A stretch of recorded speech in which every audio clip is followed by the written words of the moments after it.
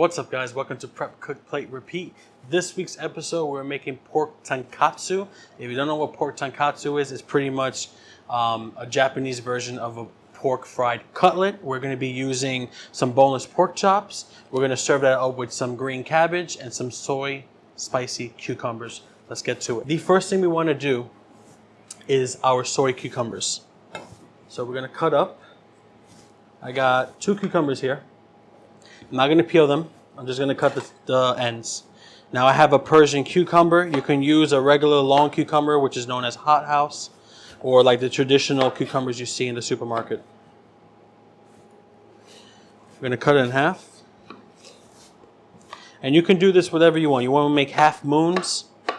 You can. If you want to kind of like angle it every time, that's how I'm going to do it. Whatever you do, make sure it's not too thick and not too thin. You kind of want to just about 2 inches or so right there, because it is going to go into a soy marinade, which is going to break it down. So it can't be too thin because it's going to be flimsy. You won't be able to pick it up. Same thing with the other cucumber. And I got one more here. Obviously, if you're making this for yourself or for 2 people, 1 cucumber is probably fine, depending on the size of it. I'm going to be making this for a couple extra people, so I'm going to go with 2 cucumbers. Okay, now that is ready. So I'm going to put that to the side. Okay, in a bowl, you're going to need a whisk. You're going to need some soy sauce. I'm going to go ahead and measure out 1, 2, 3, 4 tablespoons of soy sauce. And to that, I'm going to add 1, 2, and 3 of sugar. You want to counterbalance all that salinity, all that, saltiness with some sugar. Very important. Okay. Next, we're going to add some sesame oil. Just 1, that's all. Stuff is pretty strong, so don't go too much on there. 1 tablespoon. Okay. Now, go ahead and grab your cucumbers and throw them right in there.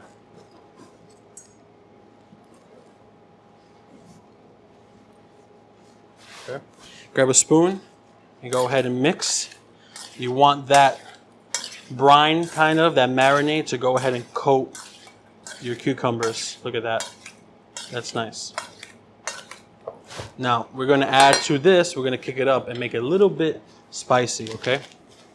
So, what I have is I got some chilies from the market. These.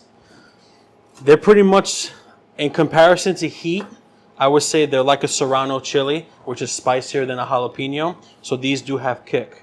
Okay, I'm gonna go ahead. I'm gonna leave the seed in. You can always open this up, de-seed it if you like, but I'm not gonna do that. I'm just gonna go ahead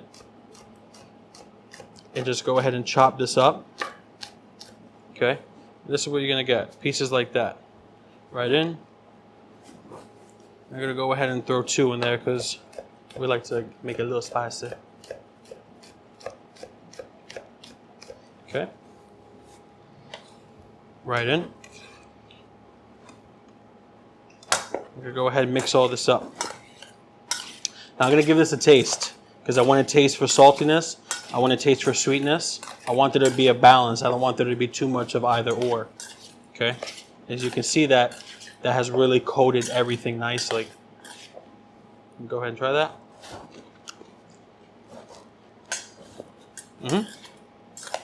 That's what you're looking for. You immediately, once those chilies go in there and they hit that solution, it's nice and spicy. Coats your mouth, it's really warm.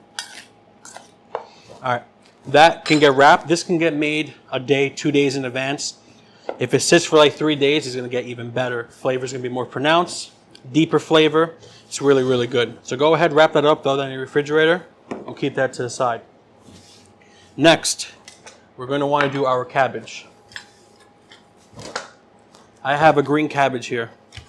Cut it down the middle. Split it. See that right there? That's the heart of the cabbage. You're going to take your knife carefully, cut on one end, cut on the other end, pull back, and you decord it. Super easy. You're going to take your knife and you're just going to kind of like shave, almost like you're making coleslaw. Same method, right? Go ahead and shave it.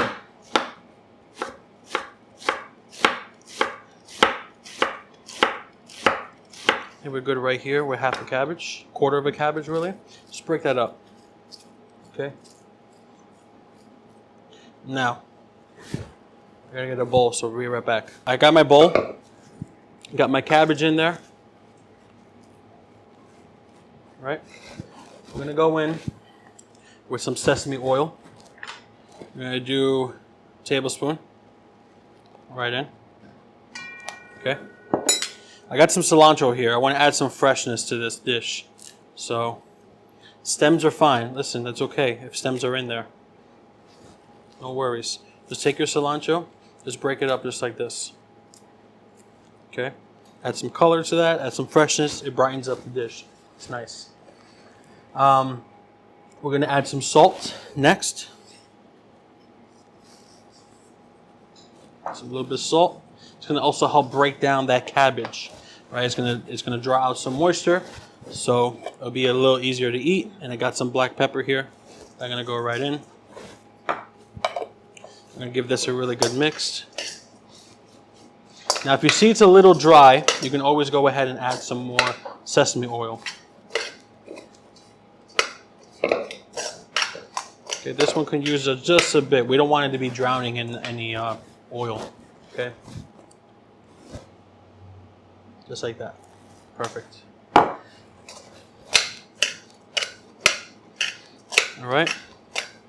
Same concept as the cucumbers. This can be made in a day in advance, 2 days in advance. It's totally fine. As long as you don't drown it in any oil. You don't want to be sopping wet. Okay. This, we give it a little taste test.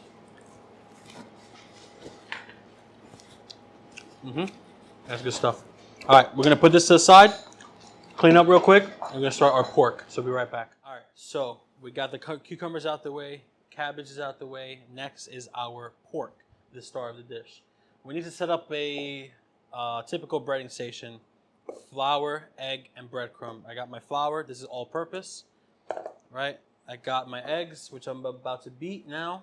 And I have my panko breadcrumb. Very important. It's got to be panko for that crunchy factor, okay? I'm going to put that to the side. I'm going to break these eggs.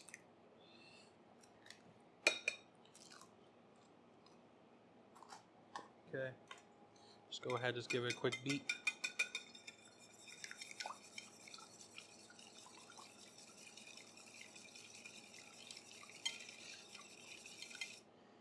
And there it is. All right. Next, pork. As I mentioned earlier, this is a pork chop without the bone. As you can see, that's like 2.5 inches right there. That's a monster, all right?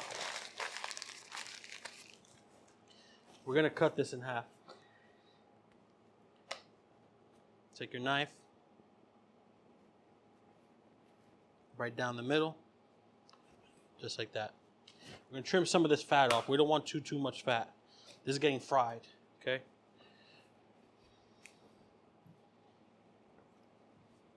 Just like that. If you take that much off, you're okay. Perfect. First one, and then we'll do the same thing to the second one. Alrighty. Discard the fat, you don't need it. Okay. What's gonna happen now is get yourself a Ziploc bag, or if you have cling film, plastic wrap, or whatever it is, that helps too. I like to use a bag. You're gonna take your pork. You're gonna put it right into the bag. You're gonna take any air out of it. Zip it closed. Get yourself a meat mallet. If you don't have a meat mallet, a cast iron, a heavy duty pan in your kitchen will help. Okay, we're gonna go ahead and pound this out nice and thin. I'm gonna show you a couple of hits. When you hit, you want to kind of push away, because the objective here is to take the center of this meat and push it out. because you want this to be evenly across, and then also it's going to help when it evenly cooks in there, right? So give it a couple shots. Just make sure it's even. One area is not thicker than the other, or one area is not thinner than the other, okay?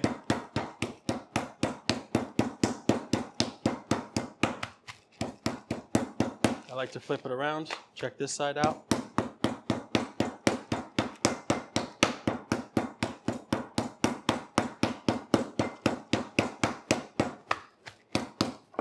Just pull it out.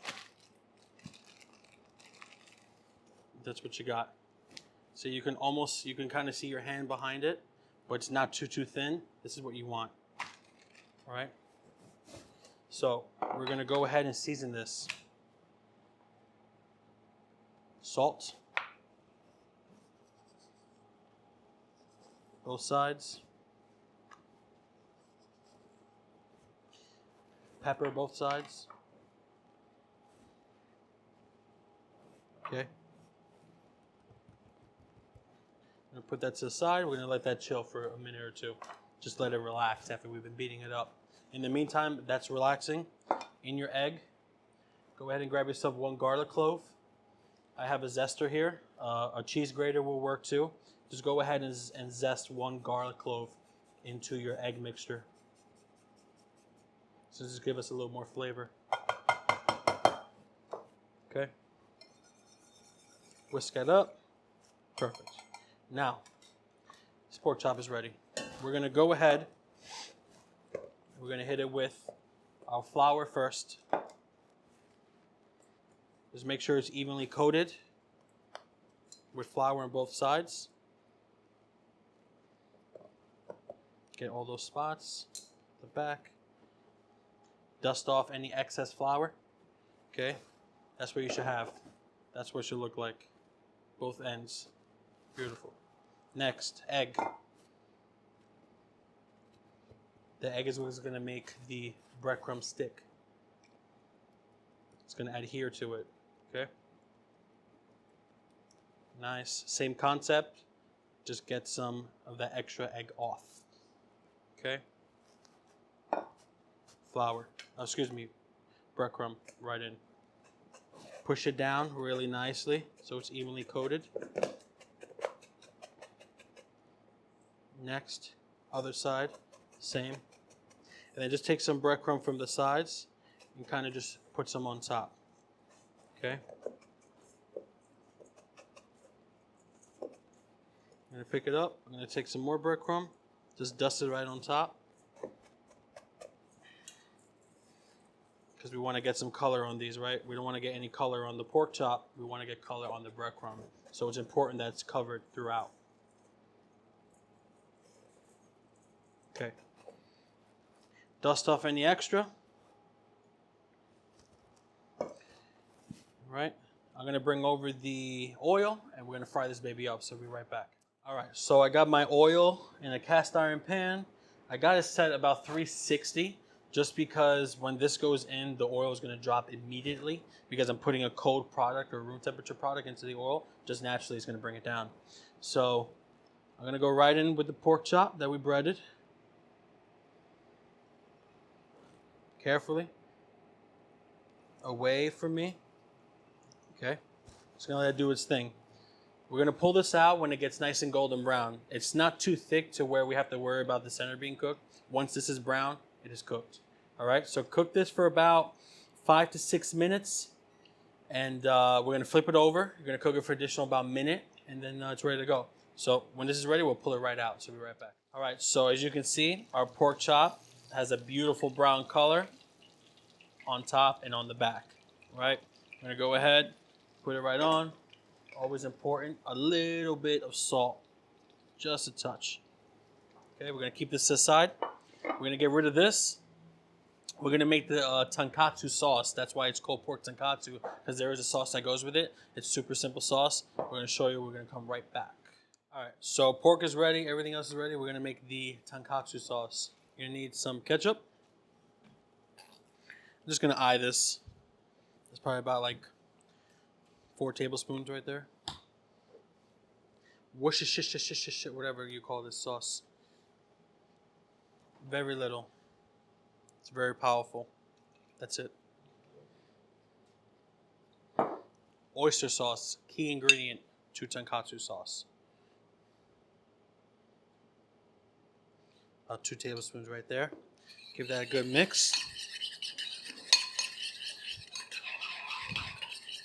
As you can see now, it's going to give you like that deep, dark red now.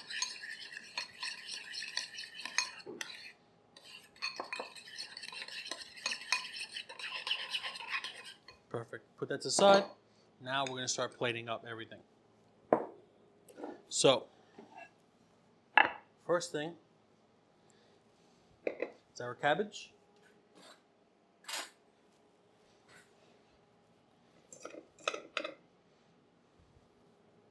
Let's take a little bit of that right on. Our pork tonkatsu right on top. And then some of these beautiful cucumbers on the side. Nice. They're already starting to get a little soft because of that soy sauce. It's beautiful. Some chilies. Nice. Okay. And then lastly, our tonkatsu sauce. You can put this on the side. You can drizzle it on whatever. I'm just going to put a little bit right here. You can always put some on top of the pork chop. Just like that. There you have it. Pork tonkatsu, some sesame cabbage, and some spicy pickled cucumbers with Fresno chilies. Hope you like this video. Don't forget to smash the like button, like button, subscribe, and hit the notification bell when we post this video. Thanks for watching. We'll see you next week.